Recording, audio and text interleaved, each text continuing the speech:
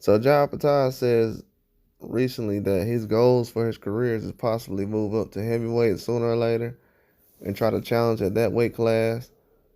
I've reported recently that Canelo Alvarez and Turkey Al-Sheikh was possibly looking at a fight at 175 between Canelo Alvarez and Opetaia. But with Opetaia coming off a big victory over Breedis and him trying to move away from that saga and basically move on after having that rematch, he's going to try to look towards Alexander Usyk one day or possibly soon. Now, I've heard word or I've got some information recently about Usyk going to move the cruiserweight back to cruiserweight after the Tyson Fury fight. If he was looking at fighting Usyk, the Usyk fight will possibly be after Tyson Fury fight, but it won't be at heavyweight. He's not going to be campaigning at heavyweight much longer. He says the way he eats and the weight he puts on is just too much during a 4 to 5, 6 month span just to put on that much weight and prepare your body for certain fights. And he's been doing this constantly for a couple of years now. And we don't know how much it's actually affected him as far as his personal daily time or daily life, because for him to be able to try to actually put on extra weight, and we know that Usyk, I don't know if everybody knows this, but Usyk is a smaller frame guy.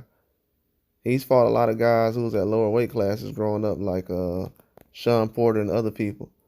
So it's not really easy for him to be in position to be fighting heavyweights that's 20, 30 pounds heavier than him. It's always been hard to do that.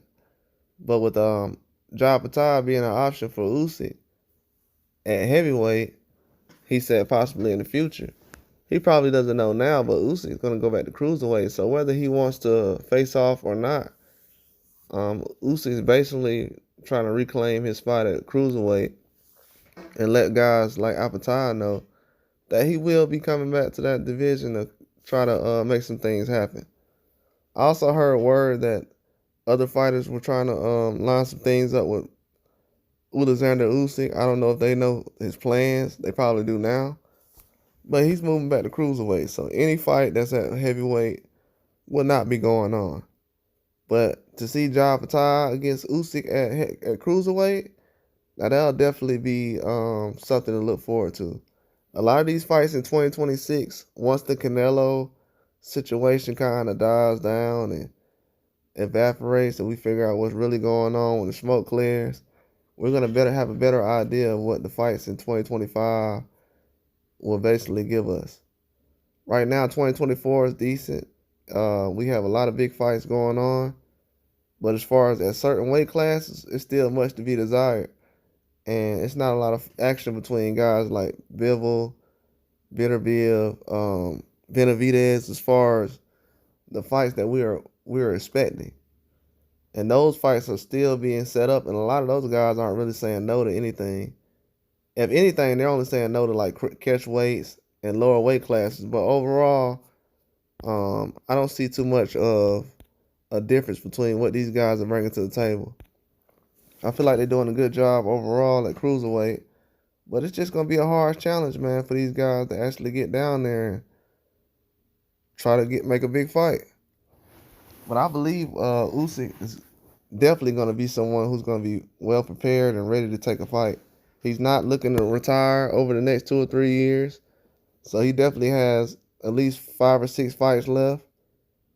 So it's a lot of people that need to get in line and try to make some things happen. I definitely know that 3 or 4 of those fights are going to be for a cruiserweight title.